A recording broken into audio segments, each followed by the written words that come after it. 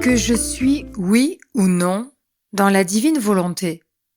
Comment savoir si j'en sors ou pas? Combien de fois, chers frères et sœurs, vous êtes-vous posé cette question?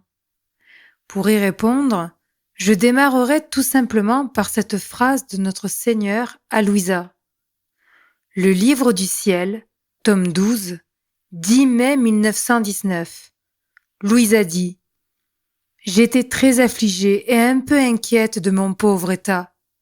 Voulant me distraire de mes pensées tournées vers moi-même, Jésus me dit: Ma fille, que fais-tu? Tes pensées tournées vers toi-même te font sortir de ma volonté. La réponse paraît donc à la fois toute simple et en même temps, pour notre esprit bien humain, très compliquée. Nos pensées tournées vers nous-mêmes nous font sortir de la divine volonté. Mais qu'est-ce qu'une pensée tournée vers nous-mêmes? C'est une pensée qui va faire surgir à la première place notre moi. Prenons, si vous le voulez bien, des exemples concrets. J'ai un péché du passé qui ne cesse de me revenir. Je vois mon avancée vers Dieu aller bien lentement alors que ceux à côté de moi ont l'air d'aller super vite. Je vois les autres pleins de charisme et de dons, et moi, je suis froid comme un glaçon. Je viens de me disputer avec mon conjoint, où il ne me traite pas comme je pense qu'il le devrait. Mes enfants traversent des moments difficiles et cela chamboule ma vie, car je les aime. Au travail, les relations sont compliquées ou le travail ne me satisfait plus. Tous ces exemples que je viens de citer sont autant d'aléas que nous pouvons vivre chacun d'entre nous. Ils paraissent bien légitimes et tout à fait humains. Mais lorsque nous les traversons, où y plaçons-nous Dieu exactement? Prenons mon premier exemple. J'ai un péché du passé qui ne cesse de me revenir. Premièrement, me suis-je confessé de ce péché? Si oui, et que celui-ci me revient, est-ce que je garde mon regard fixé sur le Seigneur afin de ne pas lui faire du mal à lui, en remettant ce péché à nouveau devant ses yeux, alors que lui-même me l'a pardonné? Est-ce que je me fais passer en premier car moi-même je ne me pardonne pas ou juge que je ne peux être pardonné alors qu'en bien même Dieu lui-même l'a fait? Désormais, nous ne regardons plus nous-mêmes et ne regardons que le Seigneur. Le Livre du ciel, tome 1, chapitre 10. L'âme ne doit pas s'attarder sur le passé. Jésus réprimanda sévèrement Louisa en lui disant: Je ne veux pas que tu reviennes sur le passé. Sache que lorsqu'une âme convaincue de ses péchés s'humilie en recevant mon sacrement de pénitence, elle devient plus disposée à mourir plutôt que de m'offenser de nouveau.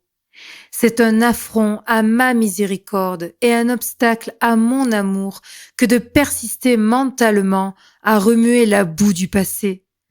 Mon amour ne peut accorder à une âme de prendre son envol vers le ciel si elle reste plongée dans des pensées affreuses et des idées noires sur le passé. Sache que je ne me souviens plus du mal que tu as commis, ayant parfaitement tout oublié. Vois-tu en moi quelque rancœur ou même une ombre de mauvaise humeur envers toi? Louisa reprit: Non, mon Seigneur, mon cœur se brise quand je pense à ta bonté, à ta gentillesse, à ton amour envers moi, en dépit de mon ingratitude. Et il lui répondit en disant: Très bien, mon enfant. Mais pourquoi veux-tu revenir sur le passé? Comme il serait beaucoup mieux si nous pensions à notre amour l'un pour l'autre. Essaie d'uniquement me plaire dans l'avenir, et tu seras toujours en paix. À présent, voyons les autres exemples de ma liste. À nouveau, je rappelle que ces exemples excluent des situations très graves, mettant en danger ma vie ou la vie d'autrui. Les exemples donc. Ma lenteur à avancer vers Dieu et ma comparaison envers les autres, ou le fait que eux sont comblés de charisme alors que moi non, le fait que mon conjoint, mes collègues de travail me traitent mal, les moments difficiles que je peux vivre avec ma famille, mes amis. Est-ce que dans toutes ces situations, je me fais passer moi-même en premier, m'auto-jugeant dans mon avancée et dans les dons et les charismes que je juge devoir avoir pour accéder à Dieu? Est-ce que je ne vois Jésus qu'avec moi et non pas dans mon conjoint, ma famille, mes enfants, mes collègues? Le vois-je que lorsque j'en ai besoin ou envie et pas sans cesse à l'intérieur de moi et des autres? Pourtant Dieu est sans cesse présent, tout est en lui et tout vient de lui.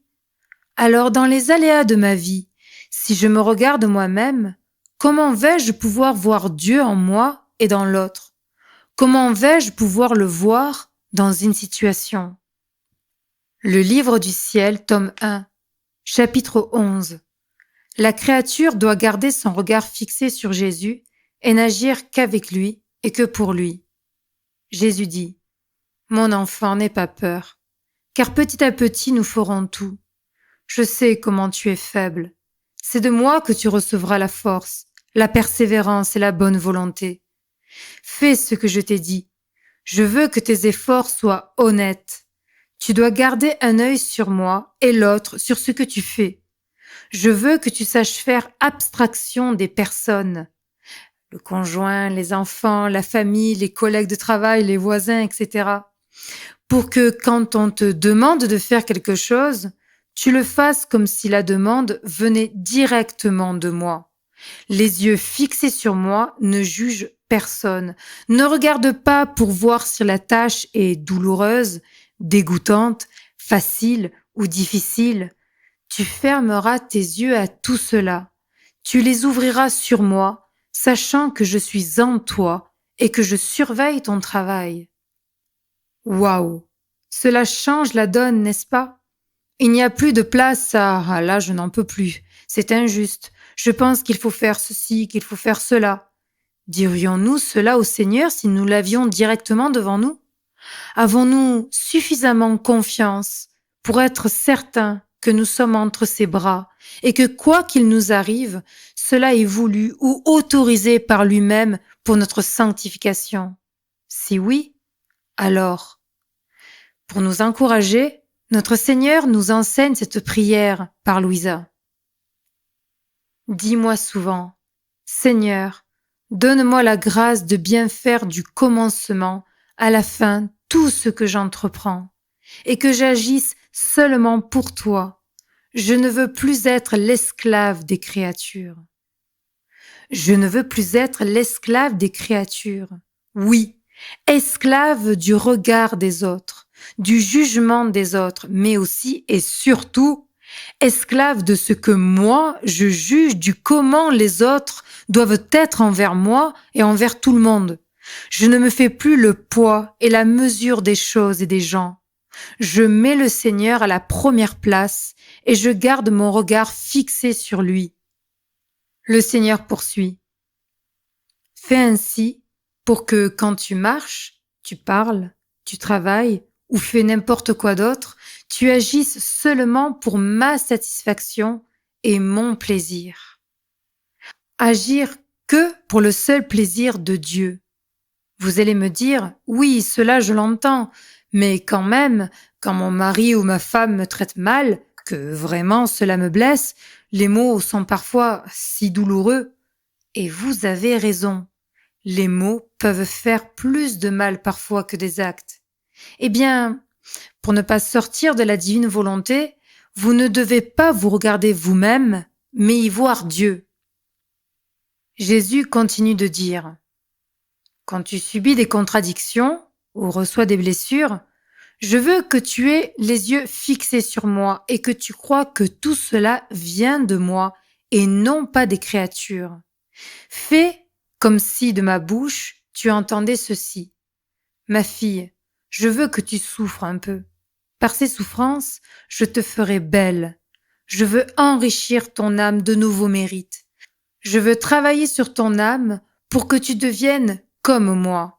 Et pendant que tu endures tes souffrances pour mon amour, je veux que tu me les offres en me remerciant de t'avoir fait gagner des mérites.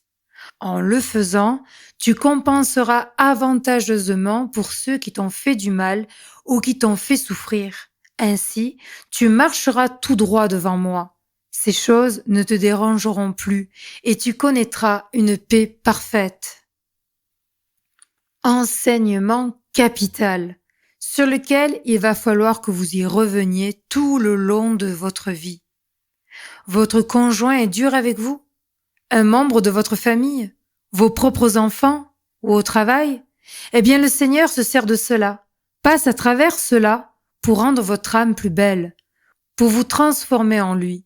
Si vous refusez cela, si vous vous rebellez contre cela, vous refusez de pouvoir laisser le Seigneur vous transformer en un autre lui-même. Mais vous allez de nouveau me dire, d'accord, mais tout de même, quand mon conjoint me traite vraiment mal, il s'éloigne lui-même de Dieu. Et moi, je ne veux pas qu'il s'en éloigne, je veux qu'il s'en rapproche. Et vous avez raison. Mais que vient de dire le Seigneur à l'instant?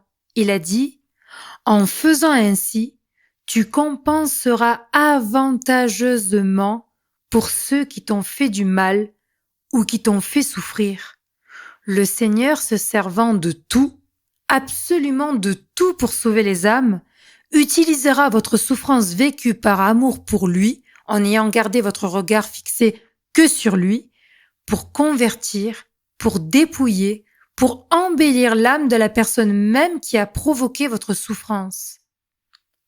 Tant et tant d'aléas dans notre vie peuvent pousser notre nature humaine à nous regarder nous-mêmes et donc à nous faire sortir de la divine volonté. Pour y re-rentrer, il suffit de reposer notre regard sur le Seigneur. Quelle que soit la difficulté, tout peut être tourné vers, pour, en Dieu. Je souffre physiquement ou moralement? Seigneur, si c'est ta volonté que je garde cette souffrance, qu'elle te soit utile pour ta gloire. Je l'unis à tes douleurs et avec toi, je veux glorifier le Père comme toi au nom de tous et pour tous tous les malades de ce monde qui ne savent pas ou qui ne veulent pas se tourner vers toi. Et je t'aime. Nous l'avons vu. J'ai des conflits avec une créature. Je ne dois y voir que mon Créateur, afin d'aimer sans cesse et de savoir faire réparation avec lui et en lui pour tout le mal que je vais ou que j'ai reçu. Mais il n'y a pas que dans le mal. Nous devons aussi voir le Seigneur en premier dans le bien que nous recevons des créatures. Car ce bien, d'où et de qui vient-il? Si nous nous attachons aux âmes avec qui nous nous sentons bien et qui nous aiment en les mettant elles en premier avant Dieu, alors nous regardons ces âmes et plus le Seigneur qui est en elles. Et de nouveau, nous sortons de la divine volonté. Nous devons regarder ces âmes qui nous aiment et qui nous comblent de bonheur qu'à travers le regard de Dieu en elles. Le livre du ciel, tome 1, chapitre 6.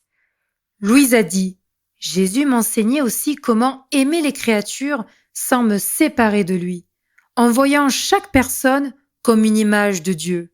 Par exemple, si quelque bonne chose venait à moi, je devrais reconnaître que lui, le moteur premier, est l'auteur de ce bien et qu'il se sert de créatures pour me prodiguer son amour. Une compréhension vis-à-vis des créatures et qui est pour moi primordiale à comprendre est celle-ci. Louise a dit en parlant des créatures, si elles me contrariaient, je me sentirais obligée de les aimer à travers Dieu et de croire qu'elles m'apportent des mérites pour mon âme. Si les créatures m'approchaient avec des louanges et des applaudissements, je les recevrais avec dédain et me dirais, aujourd'hui elles m'aiment, demain elles pourraient me haïr, les créatures sont volages. Ainsi, mon cœur acquit une liberté que je ne peux exprimer par des mots. Et quelle est cette liberté? Celle de la vie dans la divine volonté. Mes frères et sœurs, il est simple et à la fois compliqué pour nous, petites créatures, de savoir si nous sortons ou pas de la divine volonté.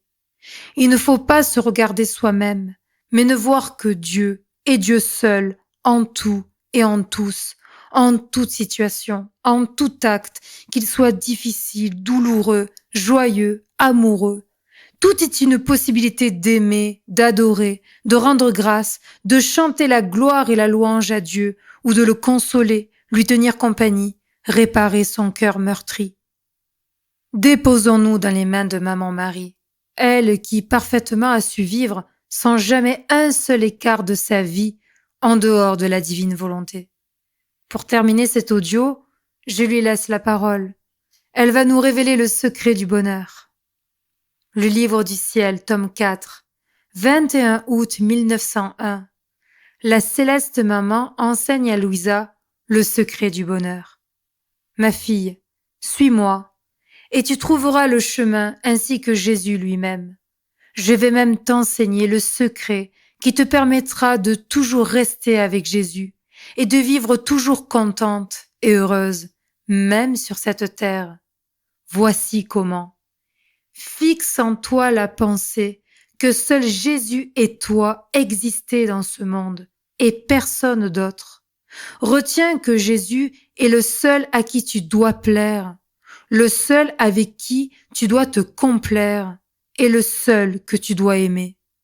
De lui seul, tu dois t'attendre d'être aimé et contenté en tout. En vivant de cette manière, toi avec Jésus, tu ne te laisseras plus impressionner si tu es entouré de mépris ou de louanges, de parents ou d'étrangers, d'amis ou d'ennemis. Jésus seul sera tout ton bonheur, et Jésus seul te suffira en tout.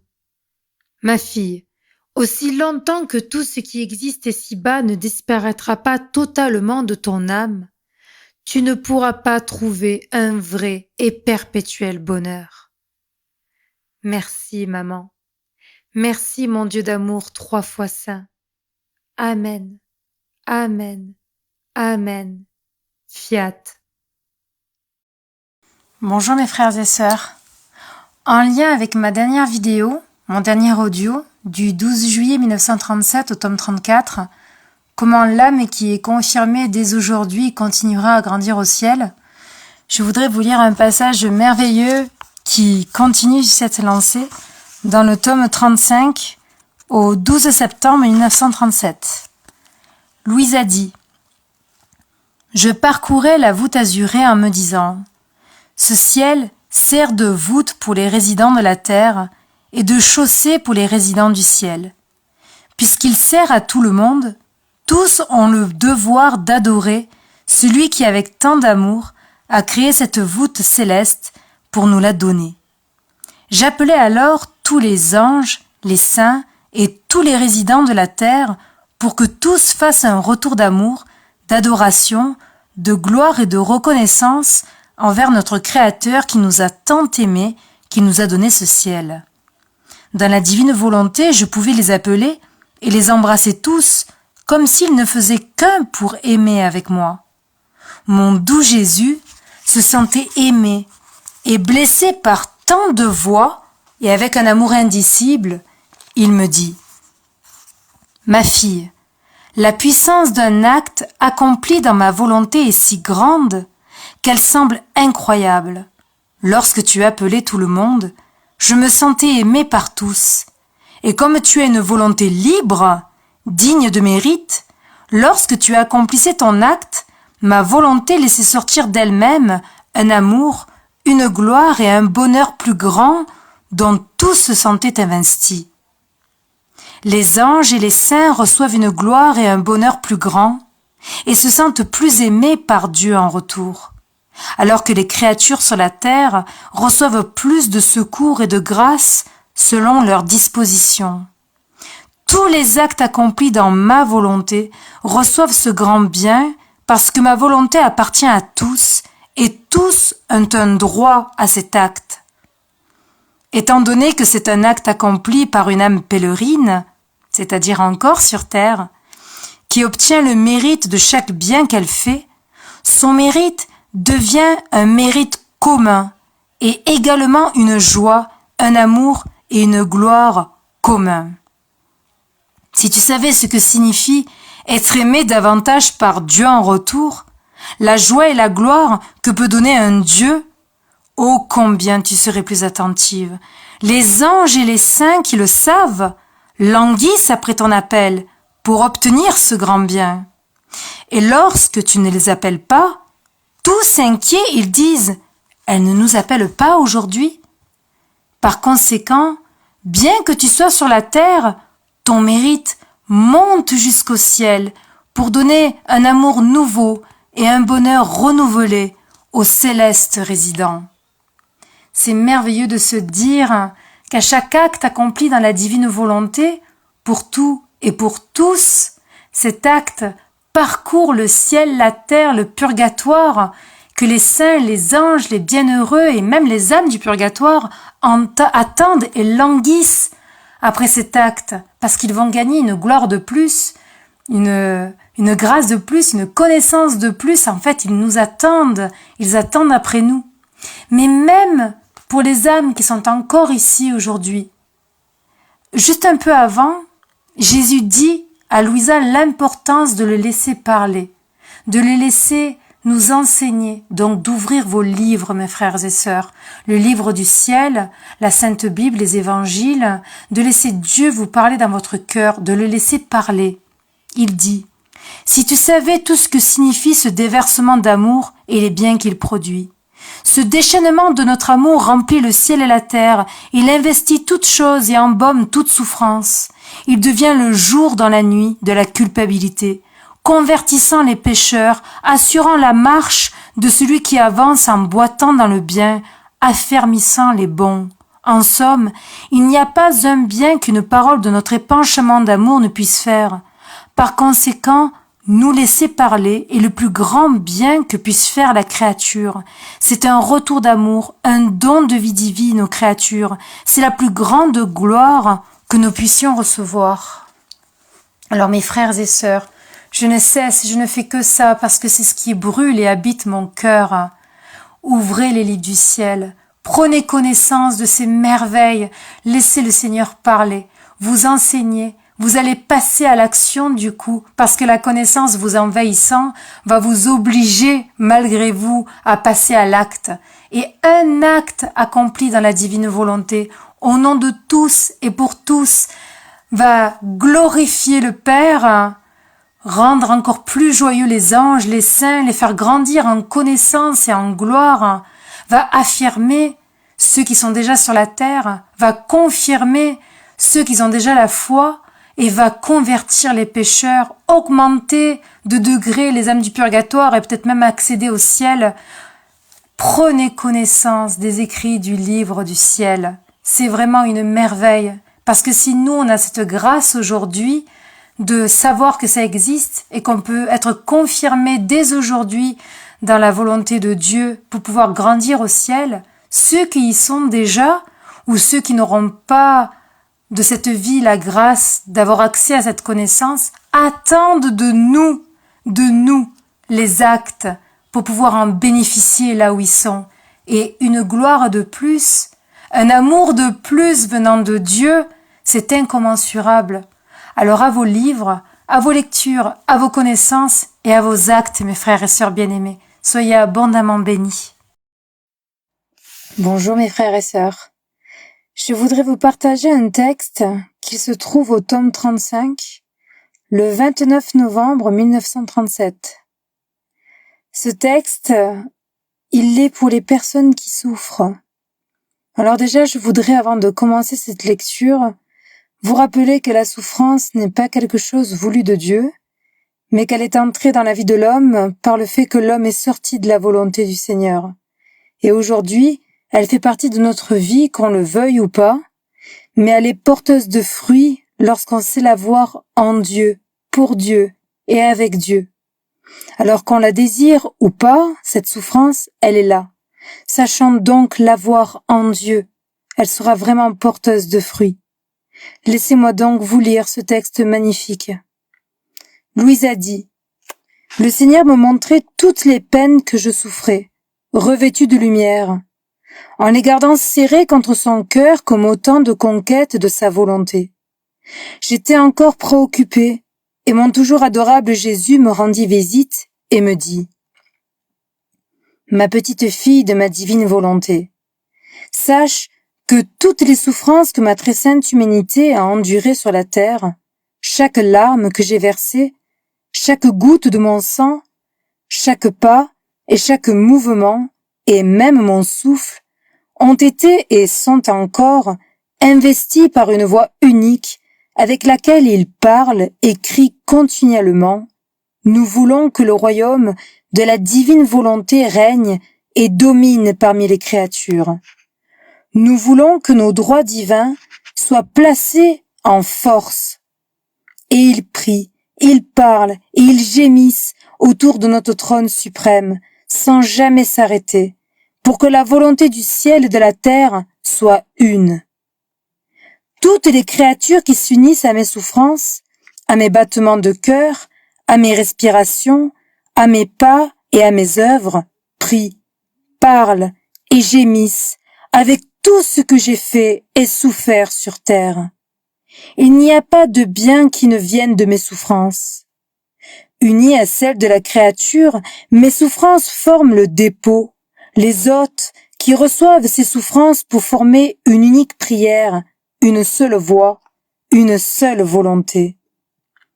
Plus encore, mes souffrances portent les souffrances de la créature et tout ce qu'elle fait devant notre majesté, afin qu'elle veuille et fasse ce que j'ai fait.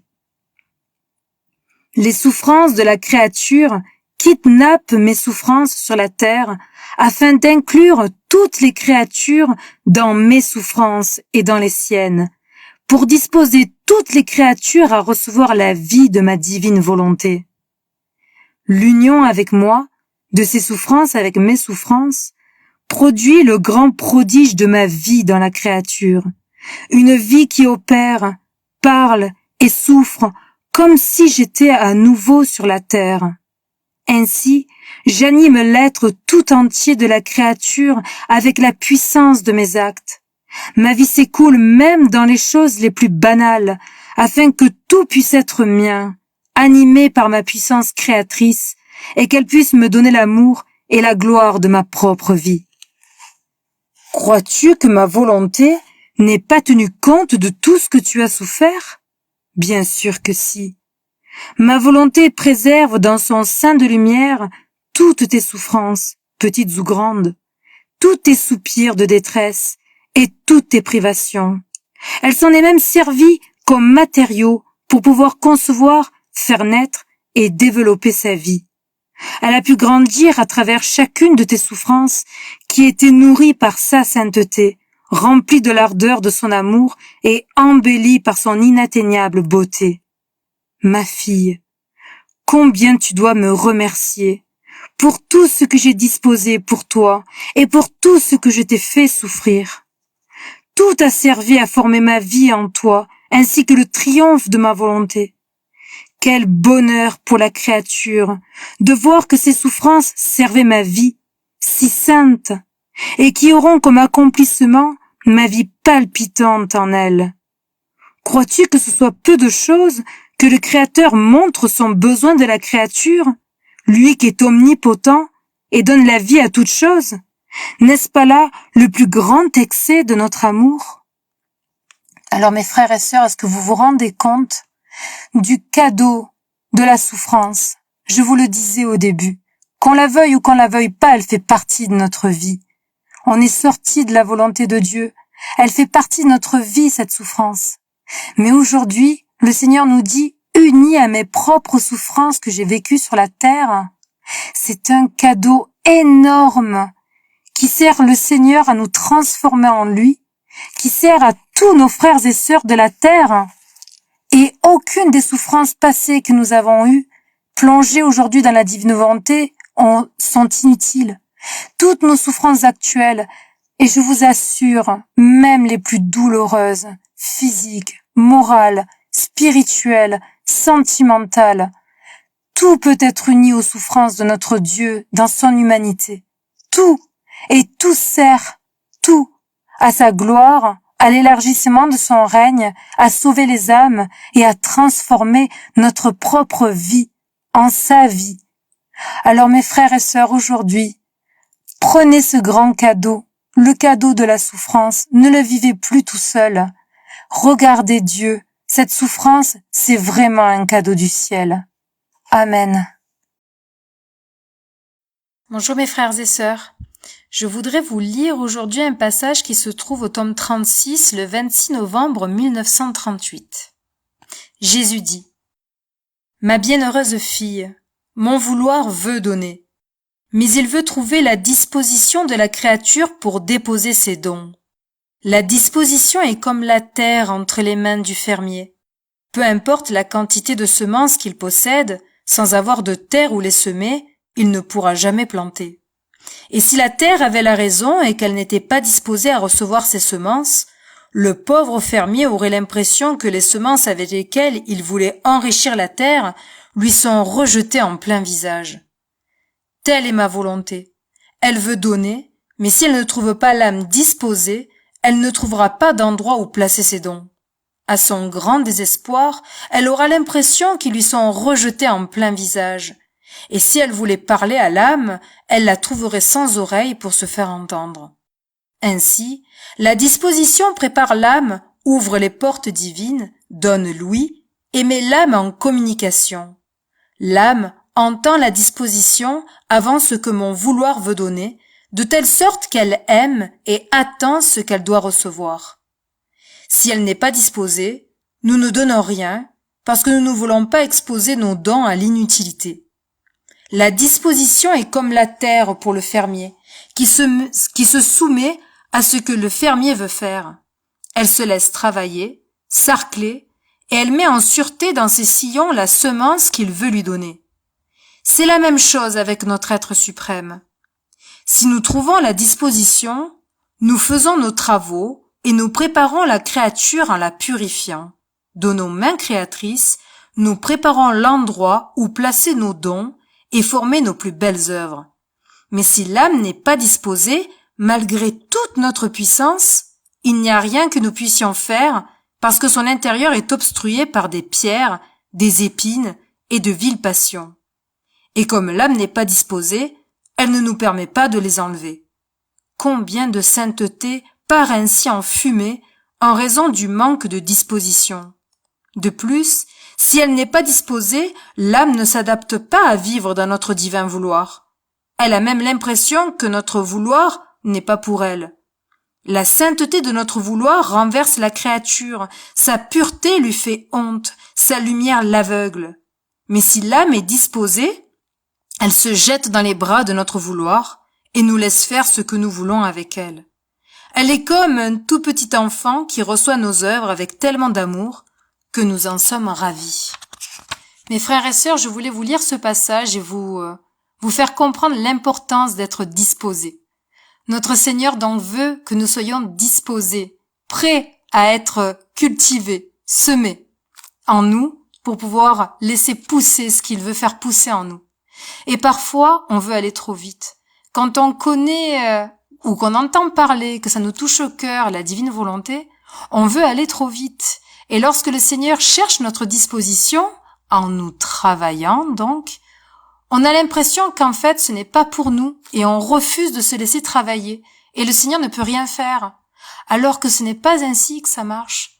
Lorsqu'on a envie de se laisser travailler par Dieu, il va nous travailler, il va nous tailler. Cela va être douloureux, souffrant, cela va nous remuer, mais c'est qu'en fait, il est en train de nous préparer pour pouvoir déposer le don et nous laisser vivre dans sa divine volonté. Il faut que nous nous laissions disposer, mes frères et sœurs. C'est vraiment comme lorsque un couple achète un terrain et veut faire bâtir une maison. La maison, elle peut pas arriver tout de suite.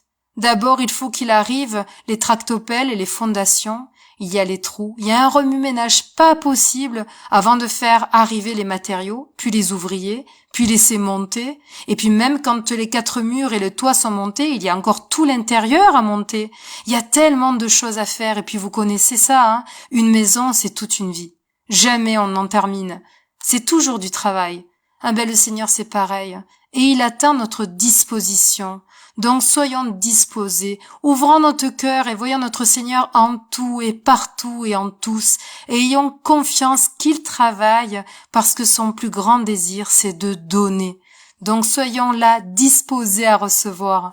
Soyez abondamment bénis mes frères et sœurs. Bonjour mes frères et sœurs.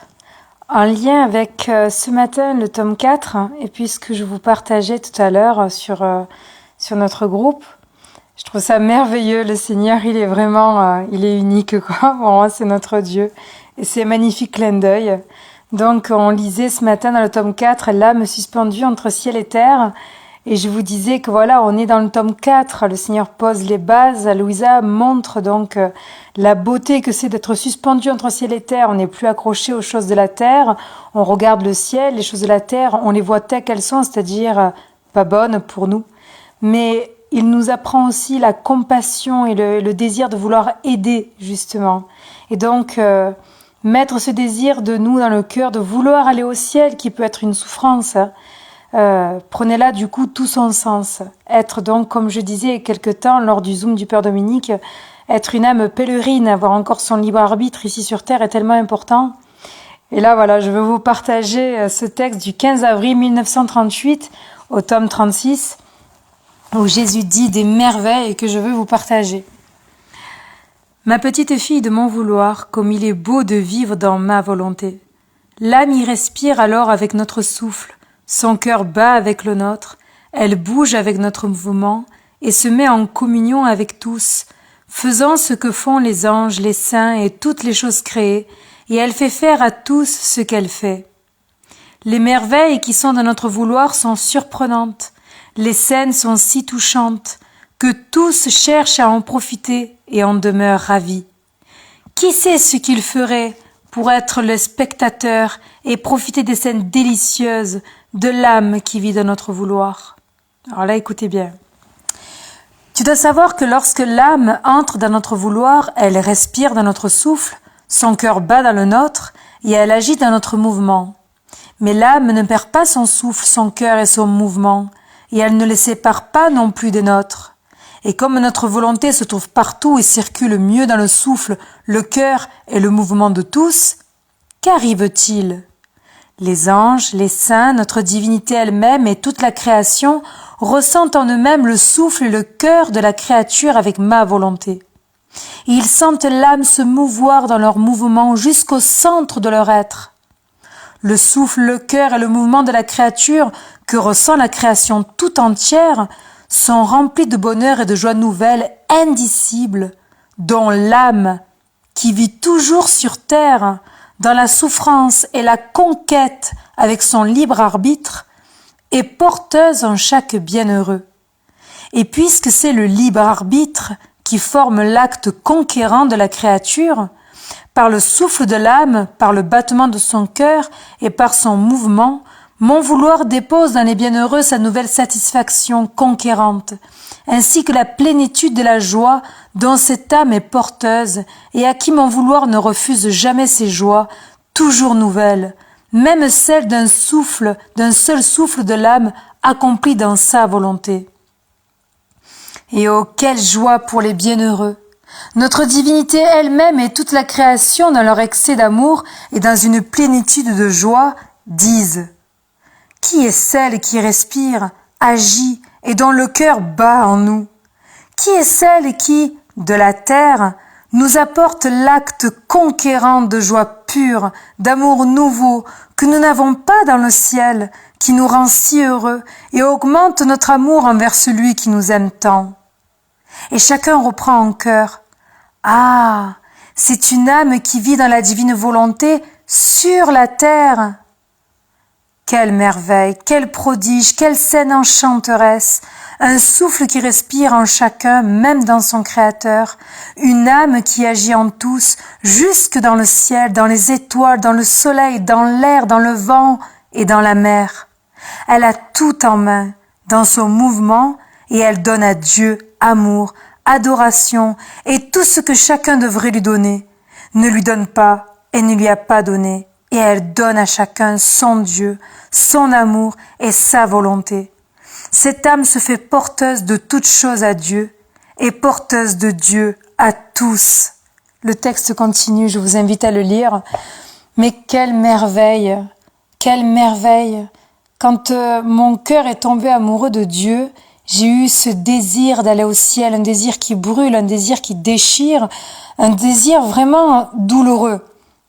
Et au fur et à mesure que le Seigneur nous dépouille et qu'on se détache de la terre, qu'on la voit telle qu'elle est, alors attention, pas détachée totalement, malheureusement pour moi, mais ce désir grandit, on a de plus en plus envie d'aller au ciel. Et puis est arrivée vraiment la compréhension de la divine volonté, de ce que le Seigneur attend de nous. Est arrivée la grâce de la compréhension d'être encore l'âme pèlerine sur terre, l'âme qui acquis pour elle des actes conquérants, cette âme qui, comme le dit Jésus donc dans le tome 4, est suspendue entre ciel et terre, cette âme qui doit garder les yeux fixés sur Dieu pour voir Jésus en tous et en tout, pour ne vivre sur cette terre que de Jésus et d'elle, et accomplir ses actes. Ça a tout changé en fait. Ça n'enlève pas mon désir d'aller au ciel, ça n'enlève pas parfois la souffrance qui l'accompagne, mais il revient toujours dans ma pensée maintenant la compréhension de ce que c'est encore cette grâce d'une nouvelle journée ici, d'un nouvel acte en tant qu'âme pèlerine, un acte conquérant. Et donc aujourd'hui, c'est toujours le rappel dans mon cœur du fiat maintenant. On est maintenant, on agit. À vos actes, mes amours, attends la venue du règne sur la terre comme au ciel. Soyez bénis. Bonjour mes frères et sœurs. Je suis dans ma lecture quotidienne que je fais à l'église devant le Saint-Sacrement et j'en étais arrivée à ma lecture de Maria Valtorta au tome 5, le chapitre de Jésus appela. Et je voulais vous lire ce petit passage pour raffermir les cœurs de tant de mamans que je connais qui ont des enfants athées, non-croyants, voire bien plus, et qui souffrent énormément et qui me demandent souvent la prière pour la conversion de leurs enfants. Et combien de fois je leur ai dit, offrez bien tout, les larmes d'une mère, il n'y a pas plus important sur le cœur de Dieu. Mais là, du coup, au-delà de ce pressentiment que j'avais dans mon cœur, j'ai un passage dans le livre de Maria Valtorta, l'évangile tel qu'il m'a été révélé, que je veux vous lire. C'est une mère dont Jésus a déjà guéri son fils de démons, mais où l'homme est retombé malheureusement dans les mains du démon, et cette mère est complètement dévastée parce qu'elle se dit que ce n'est plus possible maintenant de le sauver puisque déjà guéri une fois par Jésus et qu'il est retombé volontairement dans les bras des démons, il est maudit. Et donc elle pleure aux pieds de Jésus en lui disant que jamais ce tourment ne pourra passer et que jamais son fils ne pourra guérir. Et Jésus, lui mettant la main sur l'épaule, lui dit « Lève-toi, calme-toi, tu m'es chère, écoute, pauvre mère. » Et la femme répond « Tu ne me maudis pas pour l'avoir engendré ?» Jésus dit « Oh non, tu n'es pas responsable de son erreur, et sache-le pour ton réconfort. Tu peux au contraire être cause de son salut. Les ruines des fils peuvent être réparées par les mères, et toi tu le feras. Ta douleur, parce qu'elle est bonne, n'est pas stérile, mais féconde. Par ta souffrance sera sauvée l'âme que tu aimes. Tu expies pour lui, et tu expies avec une intention si droite que tu vaux l'indulgence à ton fils. Il reviendra à Dieu, ne pleure pas. La femme répond, mais quand donc? Jésus reprend, quand tes larmes se seront mêlées à mon sang. La femme dit, ton sang? Mais alors c'est vrai ce qu'il dit, que tu seras tué parce que tu mérites la mort. Blasphème horrible. Jésus ajoute, c'est vrai pour la première partie, je serai tué pour vous rendre digne de la vie. Je suis le sauveur, femme, et le salut se donne par la parole, par la miséricorde et par l'holocauste. Pour ton fils, il faut cela, et je le donnerai. Mais aide-moi, donne-moi ta douleur, va avec ma bénédiction, conserve-la en toi pour pouvoir être miséricordieuse et patiente auprès de ton fils, et ainsi lui rappeler qu'un autre a été miséricordieux avec lui. Va en paix. Vous vous rendez compte, mes frères et sœurs, aujourd'hui, surtout vous, cœur de maman et bien sûr aussi cœur de papa pour vos enfants, mêler notre souffrance, nos larmes pour nos enfants à la passion de notre Seigneur Jésus, c'est de quoi racheter l'âme de nos enfants. Alors surtout, ayez confiance, voilà, le cœur plein d'espoir, que quel que soit l'état de l'âme de votre enfant, votre amour de parent, vos larmes mêlées aux souffrances de la Vierge Marie pour vos propres enfants et au sang de notre Seigneur, ça va racheter les âmes de vos enfants. Quelle joie! Merci mon Dieu.